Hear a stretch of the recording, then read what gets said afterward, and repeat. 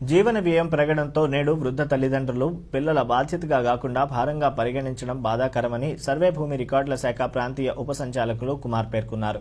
స్థానిక గైగోల్పాడ్ ఆదర్శ వృద్ధుల ఆశ్రమం 4వ వార్షికోత్సవానికి ముఖ్య అతిథిగా ఆయన పాల్గొని ప్రసంగించారు.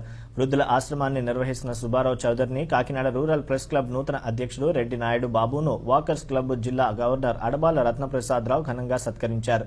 ఈ కార్యక్రమంలో Dattasai communication city cable chairman Satyachina Ayyappa, doctor Chappidi Venkateswararao, corporator Trimurthulu తదితరులు పాల్గొన్నారు.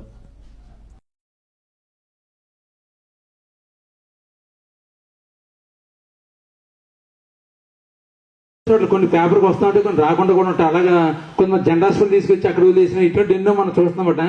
అటువంటి పరిస్థితులు మరి సుబ్బారావు చౌదరి గారు ఇక్కడ వృద్ధాశ్రమాన్ని ఏర్పాటు చేసి ఒక నీడనిచ్చారంటే చాలా గొప్ప విషయం. మరి వేళ ప్రభుత్వం కూడా 2000 రూపాయలు మీకు పెన్షన్ ఇస్తుంది.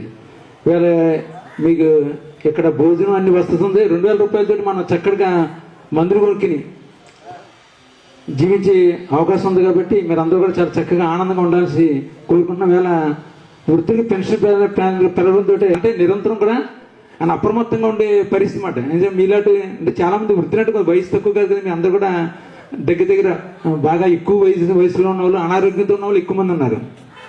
ఏ క్షణానికి ఎవరికి ఒంట్లో పోగొద్దు అనేసి ఆయన నిరంతరం భయంగా ఉండే పరిస్థితి మాట. స్థాపించి 4 సంవత్సరాలు పూర్తయిన సందర్భంగా ఈరోజు 4వ వార్షికోత్సవం జరుపుకోవడం జరిగింది. ఇక్కడ మాకు దాతలు పెద్దలు అందరూ వచ్చి మా కార్యక్రమాన్ని జయప్రదం చేయడం జరిగింది. కావున ఈ పెద్దలందరూ కూడా, ఈ దాతలందరూ మాకు ప్రతి సంవత్సరం కూడా మా ఆశ్రమాన్ని వెనక నుండి నడిపించాలని మేము కోరుతున్నాం. ఈరోజు ఆదర్శ ఓల్డ్ ఏజ్ హోమ్ ప్రారంభించి 4 సంవత్సరాలు పూర్తయిన శుభ సందర్భంగా ఈరోజు ఈ యానివర్సరీ సెలబ్రేషన్స్కి హాజరవడం జరిగింది. చౌదరి గారికి నాకు సంవత్సరం నుంచి పరిచయం ఉంది. వారు ఇక్కడ ఉచితంగా ఒక మంచి ఓల్డ్ ఏజ్ హోమ్ ఏర్పాటు చేసి 4 సంవత్సరాల నుంచి మంచి సర్వీసెస్ ఇస్తున్నారు.